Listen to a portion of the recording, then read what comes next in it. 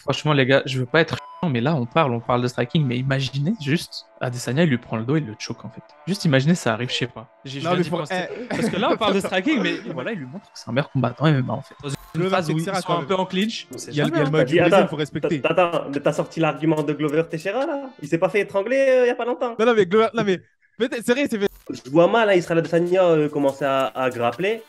Pourquoi faire? Il y a aussi l'image que ça renvoie. Si Adesanya commence à grappler, il dit à tout le monde, j'ai peur de ce mec. Et s'il veut Après, nettoyer ces deux défaites, il va falloir qu'il y aille et qu'il y aille bien. Hey yo, bienvenue dans le podcast The GOAT MMA Boxing pour un épisode spécial avec notre ami Pugila. Comment ça va? Bah, ça va très bien et vous? Ça va super. Karl, comment tu vas? parfaitement, j'espère que vous allez bien, les gars, tous, où que vous soyez, où que vous nous regardez. Et puis, là, j'espère que tu es prêt pour cette analyse, mon pote. Je suis Ça va prêt, je être suis prêt. crispy, ça va être très très crispy parce que là, on va parler justement de l'UFC 280 qui aura lieu au Madison Square Garden de New York. Ça va être très très chaud. On va parler de trois combats, donc les trois derniers combats principaux de la carte avec une très grosse revanche. On y viendra à la fin. Un premier combat. Alors attendez, si je ne me trompe pas, ah ouais, d'accord. Donc le premier combat d'abord, c'est Dustin Poirier, Michael Chandler. Donc on va faire dans l'ordre, hein. Ensuite, Carla Esparza, Jangoeli. Et on va finir sur Israel Adesanya, Alex Pereira. Donc le premier combat, c'est un combat de lightweight assez intéressant avec un favori à -75 dans la personne de Dustin Poirier, le numéro 2 de la catégorie, face au numéro 5, Michael Chandler. Très, très, très dangereux. Underdog à +150. Donc les gars, déjà, est-ce que déjà, vous avez déjà des choses à dire sur ce match-up qui pour moi, va être très explosif et un peu sous-coté vis-à-vis de l'engouement du public MMA mainstream, j'ai l'impression. Bah, c'est vrai qu'on n'en entend pas beaucoup parler alors que ça s'annonce être une guerre. J'ai pas très bien écouté qui est le favori pour ce combat? Le favori à -175, c'est Dustin Poirier. Donc c'est serré quand même. Ok, Dustin Poirier. Bah là, il y a des questions à se poser. Ça va être plus sur le mindset de chacun. Dustin Poirier, on sait qu'il sort de deux title shots. On sait qu'il il vient d'essuyer une défaite, face à Khabib, il me semble. Donc, contre Charles Oliveira, Charles pardon. Oliveira, ouais. Donc, Charles ouais, Oliveira. son deuxième title shot contre Charles Oliveira. Il vient d'essuyer une nouvelle défaite pour un title shot. Est-ce qu'il va encore avoir la foi et le courage de se relancer dans un run? Bah, on va voir la réponse face à un Michael Chandler. Bah, j'aimerais parler un petit peu de Michael Chandler parce que moi je trouve qu'il y a un petit peu frauduleux, ce mec. Oh, Il y a un mais petit... Michael Chandler Non, frauduleux. bah, gros, il est arrivé à l'UFC, on l'a positionné en remplacement d'un title shot. Ouais. Déjà, il arrive, on le positionne. Il n'a même pas encore fait un seul combat. Il fait un combat contre Dan Hooker, il gagne. Après, il perd deux fois. Il fait un combat contre Tony Ferguson, il gagne. Très belle victoire, certes. KO expéditif, certes. Mais ces deux victoires à l'UFC, c'est contre des gars qui sont, à mon sens, terminés. Donc Je attends. suis, je suis totalement d'accord avec lui, mais après, c'est vrai que je Mais pense Michael Chandler, en fait, pour moi, il bénéficie en fait du côté vraiment spectaculaire, le show qu'il propose dans ses combats, en fait, même dans ses défaites, hein, face à Gaethje, face à Oliveira, voilà, il a proposé des très beaux combats. Et justement, un peu, c'est ce qui lui a, je pense, que c'est ce qui lui a nui un peu, tu vois. Je pense que ses défaites, enfin, je pense qu'il les perd, ces combats, parce qu'il va au charbon, il va à la guerre. Et franchement, un game plan comme ça face à Gaethje, juste aller à la guerre, c'est mauvaise idée. Tu vois, il aurait pu utiliser sa lutte. On va en parler de ça en fait. Ça, j'ai vu beaucoup ça sur les réseaux. C'est vrai qu'il n'utilise plus vraiment sa lutte. Quand tu vois ses derniers combats, il va à la guerre, il va à la confrontation. Ça donne des très beaux combats, des performances de la soirée, mais tu vois, malheureusement, il essuie des défaites comme ça. Donc ça, on peut en parler aussi. Bah, exact. Mais je pense qu'il bénéficie de ça, tu vois. Je pense que c'est ça qui fait qu'aujourd'hui, il est encore dans le top 5 et qu'il combat pour on va dire, des places de numéro un Bah, contender. en fait, c'est ça, hein. On sait que Dana White aime bien le show. On sait que Michael Chandler, c'est quelqu'un, quand tu lui mets un combat, tu sais très bien que ça va être un banger. Surtout ces combats, c'est vrai que ça a été Dan Hooker. Que même dans ses défaites, tu vois, face à Charles Oliveira, c'était une guerre. Il était passé pas loin de le finir ouais. et de Face à prendre. Gaethje, Ouais, voilà, pas loin de le finir contre Gaethje, une guerre incroyable. Et puis après son dernier combat contre Tony Ferguson, il le met. il lui fait vraiment du sale. Et on sait, après son call-out d'après-combat, etc., c'est un mec, il fait le show. Donc, c'est peut-être pour ça qu'il est il est dans les petits papiers de Dana Ouais. White, qui le positionne sur des bons combats, avec beaucoup d'exposition, Mhm. parce que justement, il sait que les gens qui vont tomber sur ce combat, ils vont se dire, c'est incroyable, l'UFC, c'est incroyable, il y a du show, il y a du show, il y a du show. Donc voilà, donc à mon avis, c'est pour ça que Michael Chandler est positionné aussi souvent. Et donc là, vous pensez, du coup, si tu t'as fait tout ce développement, cette analyse, tu penses que là, c'est un mismatch de le mettre face à un Dustin Poirier? Est-ce que tu penses que ça va être compétitif déjà? Ouais, bah oui, ça va être compétitif.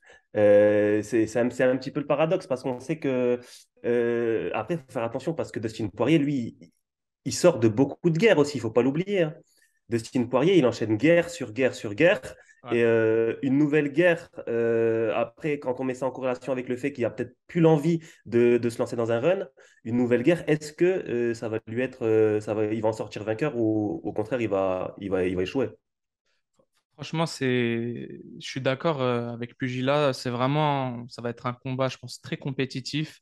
Ça fait partie de ces combats qui sont un peu durs à, tu vois, à analyser parce que, voilà, on a deux combattants du top 5 très très bons. Les deux quand même assez explosifs, les deux, ils ont, tu vois, une bonne puissance de KO dans leurs points.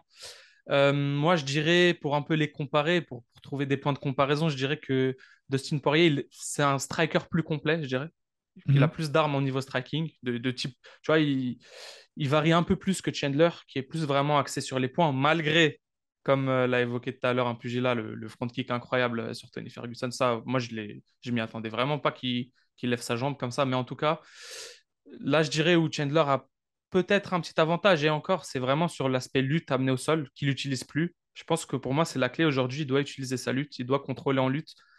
Et s'il contrôle pas en lutte un Poirier, je pense que ça va être très très compliqué pour lui. S'il fait ce qu'il a fait contre Gaethje et Oliveira, moi je le vois pas. Enfin, je suis d'accord avec les odds. Pour moi, Poirier est favori. Mais pour moi, la clé, c'est ses amener au sol, sa lutte. S'il les utilise pas, ça va être très compliqué pour lui. Donc, est-ce que pour toi, tu penses que Dustin Poirier est un plus gros danger en termes de striking, en termes de combat debout que, par exemple, Justin Gaethje? C'est compliqué à dire. Moi, je pense que ouais, il l'est autant. Je dirais pas peut-être pas plus, mais autant en tout cas. Ils se sont déjà affrontés les deux. C'est pareil, c'était une guerre. Poirier l'a emporté, mais c'était très très très serré. Mais je dirais qu'ils sont autant dangereux l'un que l'autre. J'arriverai pas à les départager aujourd'hui debout. Quand tu vois ce que Poirier a fait à Connor, bon, certes, c'est plus le Connor d'avant, mais quand même. Et quand tu vois ce que Gaethje a fait à beaucoup de combattants de la KT, notamment Chandler, hein, même si là aussi c'était très serré, moi je pense que Chandler, il n'est pas fait pour. Enfin, il prouve qu'il peut le faire, hein, mais je pense qu'il peut être encore plus fort. Mais certes, le problème, c'est qu'il y aura moins de spectacles. Je suis d'accord. S'il commence à faire un peu comme les Makachev et autres, il y aura moins de spectacles. Bah, moi, je pense que sur ce combat, ce qui va se jouer, c'est sur celui qui va mettre la pression, puisque on voit un Michael Chandler, c'est très explosif. C'est comme ça qu'il a éteint Dan Hooker, c'est comme ça qu'il a éteint Tony Ferguson. Et puis c'est comme ça qu'il a failli surprendre aussi plusieurs fois Justin Gaethje, notamment avec des coups de genoux sautés, etc. C'était vraiment une guerre. Donc il va vraiment falloir faire attention pour Dustin Poirier de ne pas tomber dans son faux rythme ou alors tomber sous le coup de ses explosions, notamment en interception, sur les changements de direction, etc. Il faudra faire très attention à ça. Faudra être vigilant à ça et puis essayer de mettre la pression. Comme tu l'as dit, Dustin Poirier, c'est quelqu'un qui a beaucoup, beaucoup d'armes en striking. Il peut frapper dans les deux gardes, il peut switch de garde, il peut bouger et frapper à tout moment. Donc, ça va être très intéressant de voir cette opposition de style. Et Et en plus aussi, on ne l'a pas évoqué, mais peut-être aller l'évoquer, c'est sa partie aussi Jiu-Jitsu qui est vraiment pas mal, hein. On sait qu'il est dangereux sur les guillotines et d'autres chokes. C'est pas simplement un striker, c'est ça aussi qui est intéressant à souligner. pour moi, il allait peut-être faire taper. S'il y croyait, il allait faire taper Khabib. Il était S'il y pas loin. croyait. Il était vraiment pas loin. À mon avis, il a Il était vraiment abandonné, pas loin. mais s'il y allait vraiment, à mon avis, il aurait pu le faire taper, tu vois. Mais bon, après, avec des si. Mais c'est ça le problème, c'est qu'en fait, avec Dustin Poirier, j'ai souvent l'impression que plus que l'adversaire le batte, c'est souvent lui, dans les grands rendez-vous, qui va contre-performer légèrement. Autant j'aime beaucoup Charles Oliveira, autant je pense que ce combat-là, Poirier, il n'aurait pas dû le perdre. Autant j'aime beaucoup Khabib, autant j'ai l'impression qu'il a lâché cette soumission. J'ai l'impression que même le fait qu'il ait remporté deux fois un combat face à une méga star comme Conor, il n'a pas le star power qu'il est censé avoir. J'ai l'impression qu'il y a un décalage avec Dustin Poirier. Il y a quelque chose qui me dérange. Je ne sais pas si pour vous c'est pareil, mais je me dis, un combat Poirier-Chandler, normalement, il doit faire beaucoup plus parler et grâce à Poirier. Mais Poirier, on a l'impression qu'il rentre comme s'il était encore dans le flottement, top 8, top 7, lightweight, et qu'il n'avait pas fait tous ces gros combats. Je ne sais pas ce que vous en pensez, vous. En fait, moi je dirais qu'il y a d'autres éléments qu'il faudrait prendre en compte. Je ne sais pas ce que vous en pensez, mais par exemple, déjà, il est dans une catégorie où il y a énormément de stars. Tout le top 10, c'est des stars, presque. Tu vois? Enfin, en tout cas, au niveau. Ouais. Tu vois, c'est tous des combattants qui ont un très, très haut niveau.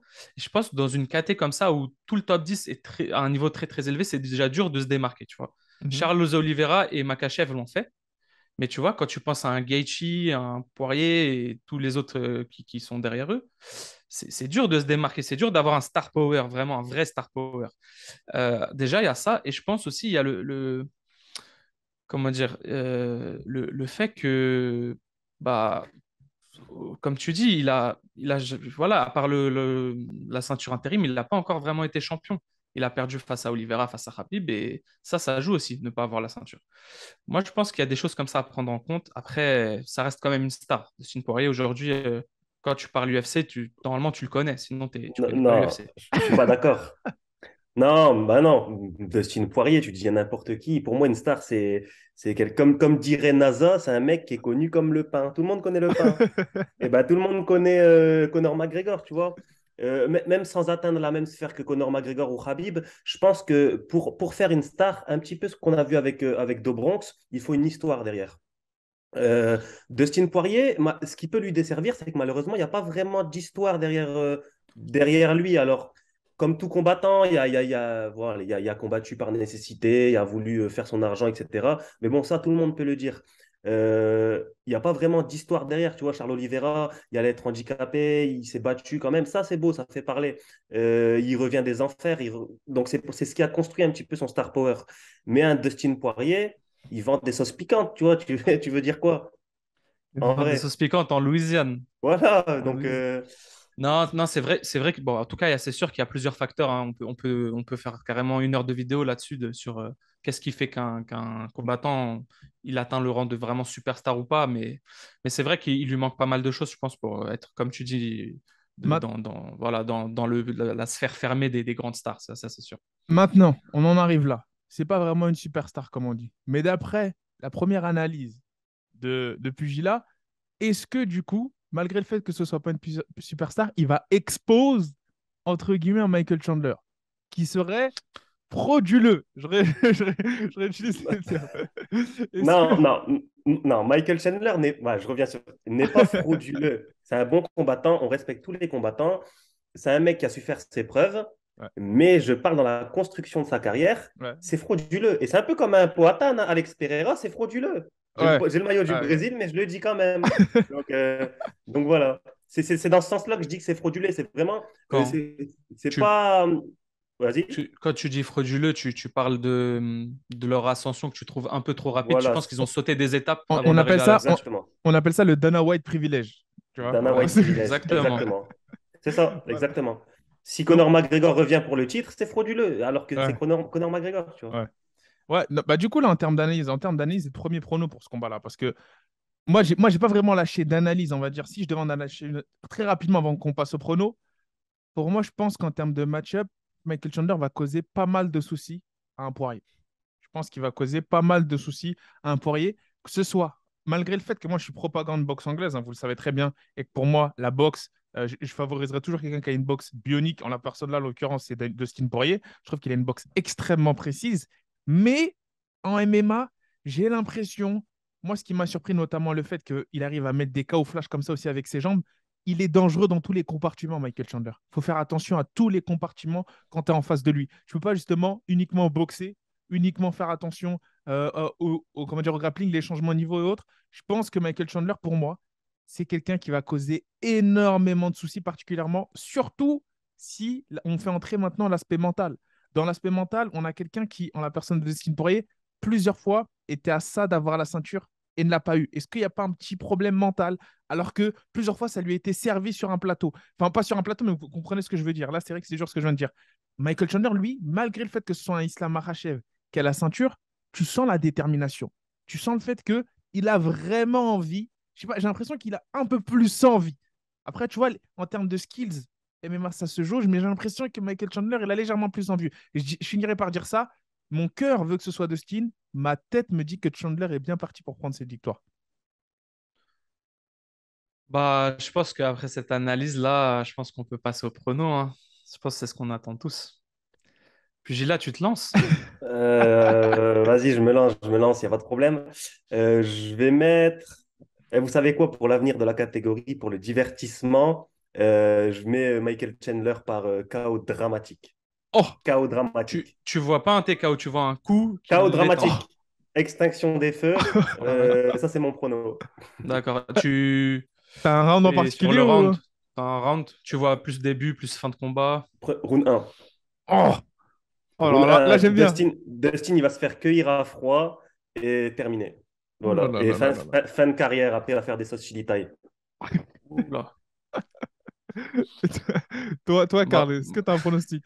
non, moi, je vois quand même, je vois un combat un peu plus serré. Moi, je vois une Ok. vraie guerre, à l'image de ce qu'ils nous ont déjà montré, hein, les deux, les guerres qu'ils ont menées. Je vois une guerre, je vois vraiment un combat aller vraiment jusqu'à l'usure, hein. Je vois les deux combattants usés, euh, les bras lourds, plus de garde, les lèvres gonflées. Moi, je vois vraiment un gros combat et je pense que Dustin, il sort gagnant. Il sort gagnant TKO round 3. Dustin par TKO. Oh, donc là, on a un Je, premier je KO vois, je dramatique vois, au premier round, je un vois, TKO je de vois Dustin Dustin. gagner. Je vois Dustin gagner round 3. Ok, donc toi, À l'usure. tu mises sur le Je fait le qu'il ait vois plus plus de lourd. volume. Je le vois, un lightweight plus lourd, un gros lightweight, Dustin toujours. C'est ce que, Ouais, je pense que c'était ok. son avantage, hein, face à Connor, face aux autres. Il est lourd quand même. Il reprend beaucoup de poids après le cut. Ouais. Il est très résistant et dans les guerres comme ça, il sort souvent gagnant, hein. Face à Gaethje, il a gagné une guerre comme ça, hein. Chandler, il n'a pas gagné sa guerre face à Gaethje. Après, Chandler, il voulait faire le Mais spectacle. moi, je te dis, hein, pour moi, combat très serré, hein. Ça peut, bien sûr, hein, les combats comme ça, c'est dur à pronostiquer, mais je mise sur Poirier quand même, hein. Fin de combat. Alors, en prenant en compte, moi, ça va être un peu un mix des deux. Mais moi, je voyais déjà quelque chose. Déjà, je sais que je pense pas que ça va aller sur les trois rounds. Je pense pas que ça va aller sur les trois rounds. Je pense qu'il y en a un qui va tomber, il y a un menton qui va lâcher.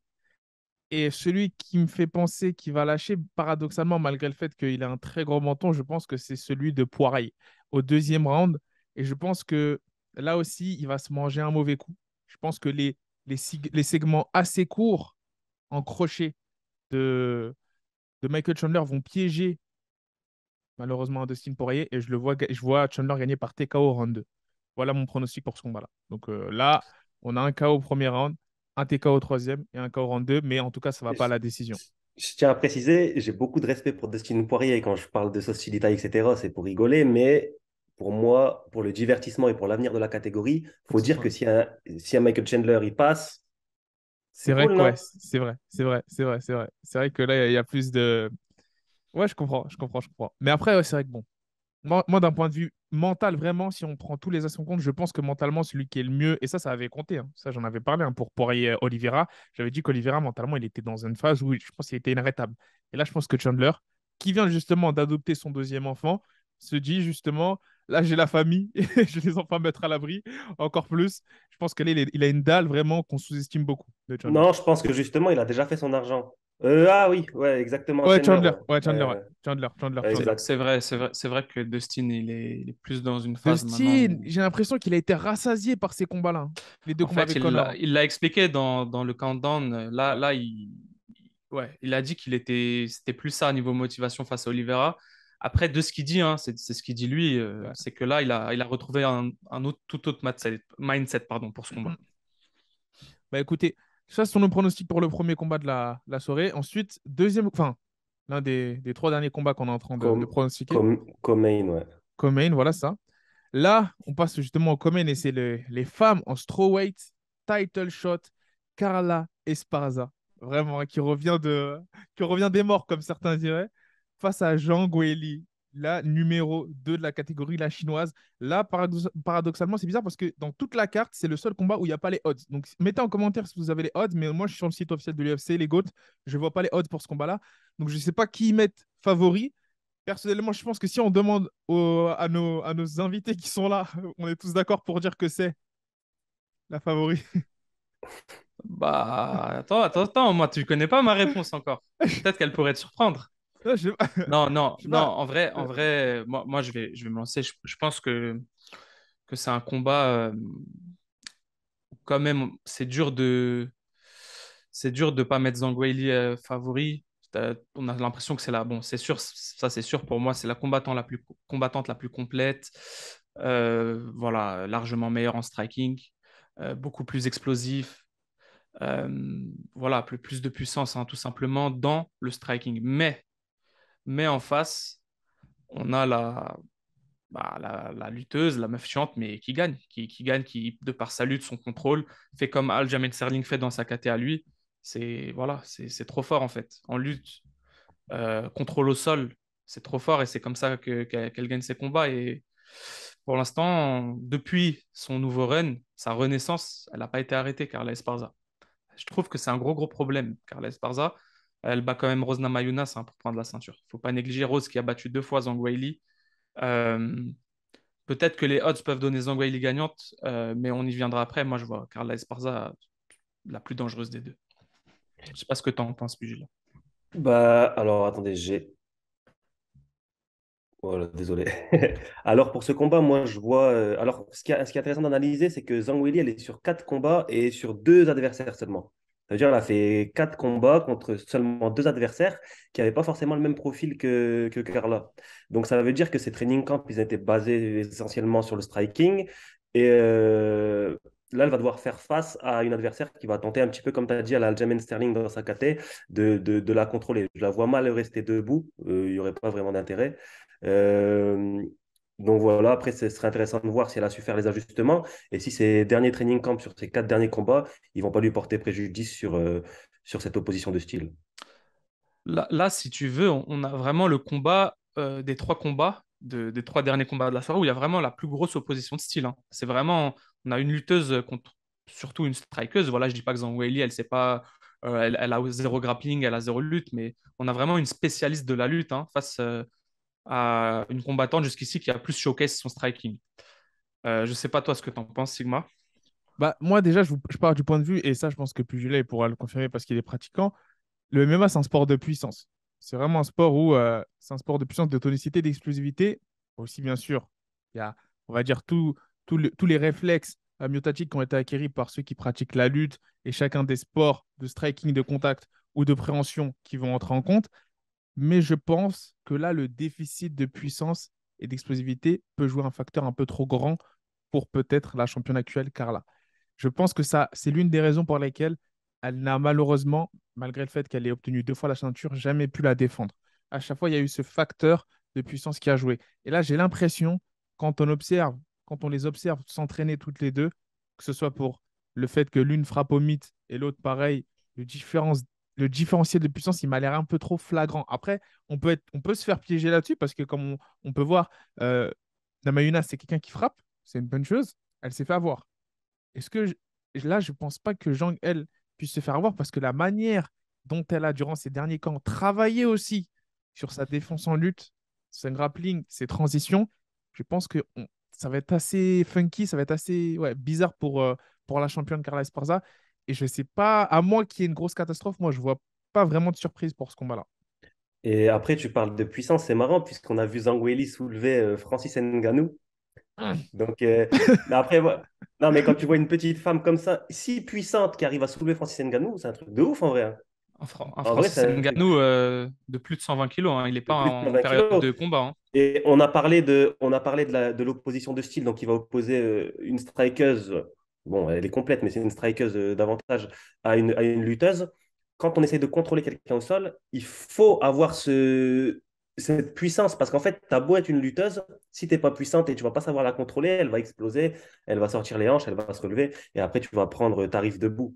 Je voulais souligner ça. Une Nzangweli qui soulève Francis Ngannou, je ne sais pas si tu pourras leur mettre la vidéo en vif, C'est ça. mais Ouais, c'est Non, chaud, non, hein. c'est non, chaud. mais c'est ça. On est clairement sur pour moi, la clé du combat.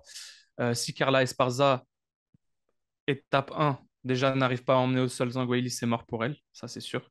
Étape 2, maintenant, même si elle l'emmène, il faudrait encore qu'elle la contrôle assez longtemps au sol pour marquer, pour gagner les rounds.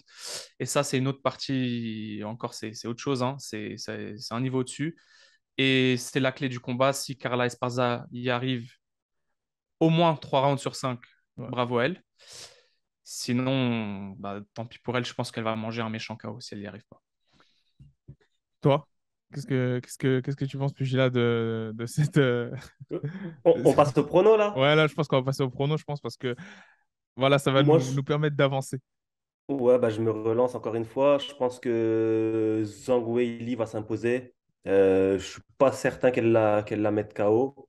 Euh, ouais, quoique c'est chaud hein, en 5 C'est 5 rounds. rounds, hein. Ouais, c'est chaud en 5 rounds. À mon avis, elle va quand même la finir. Mais pas un KO dramatique. Je pense que ça va être plus sur un TKO. Vraiment, je vois une Carla fatiguée.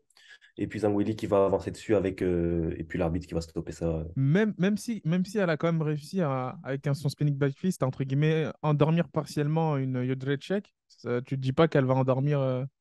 Non, Ok, non. ok. Toi, t'es du même. Bah, juste pour revenir sur le fait qu'elle puisse l'endormir sur un coup ou pas, Carla Esparza, elle absorbe des coups quand même face à Johanna, hein, notamment. Bon, c'était C'est il y a vrai. très longtemps, Non, mais non, c'est vrai. l'arbitre, il avait arrêté par TKO, elle était restée debout contre la cage, hein, certes, mais elle n'était pas Mm. tombée sur la pluie de coups de Johanna. Maintenant, là, c'est pas pareil. Bon, elle a quand même, Zangoili, elle a une grosse explosivité, grosse puissance de KO aussi, hein. C'est un combat, voilà. En fait, voilà. Donc, la clé, c'est est-ce qu'elle va l'emmener au sol? Moi, je pense qu'elle va l'emmener au sol. Après, je pense qu'elle va pouvoir quand même résister Zangoili. Je pense qu'elle aura des phases où elle pourra être dangereuse debout. Et moi, je vois gagner Zangoili au troisième round par TKO aussi, comme puis je l'ai par Troisième TKO. round, TKO. Ok, TKO, ouais. d'accord. Ok, Moi, j'ai ok. pas donné de round, mais je pense ouais, vers la 3 4e, mais je pense que ça ira pas au bout. Très bien. Donc, ouais, voilà. Donc, on va dire deux TKO en late round. Moi, je vois tout simplement, malgré le fait qu'elle va être extrêmement prudente, Esparza, je la vois malheureusement se remettre KO au premier round. Ah Premier ouais? round. Ouais, Ah, t'es méchant. T'es très- méchant avec elle. Non, non, non, non. Bah non, parce que moi, je la respecte. Attends, elle a réussi à récupérer la ceinture 2 fois. Au contraire, c'est juste que je pense que on sous-estime Django Ellie. Je pense que là, Django Ellie, elle va envoyer un méchant statement à la catégorie. Vous auriez jamais dû lui permettre de récupérer ce title shot. Parce que là, elle est partie, je pense, pour essayer de garder cette ceinture. Là, je pense que là, Ouais. on arrive avec une Django Ellie 2.0 qui mentalement a été assez humble pour accepter les ajustements qu'elle devait faire. Je pense que là, elle va être inarrêtable. Pour moi, la propagande Django Ellie, elle fait que commencer. Ouais, je vois comme toi, je la vois prendre la ceinture et régner pendant un petit moment, mais après, je pense pas qu'elle va l'éteindre premier round. Bon, après, c'est des pronos, mais bon, on verra bien. On Je pense verra, que on ça, verra. je pense que ça va durer dans le combat quand même un petit peu. Ok, les gars. Bah écoutez, là, malgré ce qu'il y avait écrit dans le titre, surprise, les gars. On va vous rediriger. On va vous rediriger vers la chaîne de Pugilat pour la dernière analyse et les derniers pronos de ce combat-là. Donc, on vous dit à tout de suite pour la fin de Les cette gars, vidéo. voilà, c'est ça. La deuxième partie, c'est sur ma chaîne. Regardez, on a le maillot du Brésil. On va faire le main event. Ça va bien se passer, vous inquiétez pas. Way to go.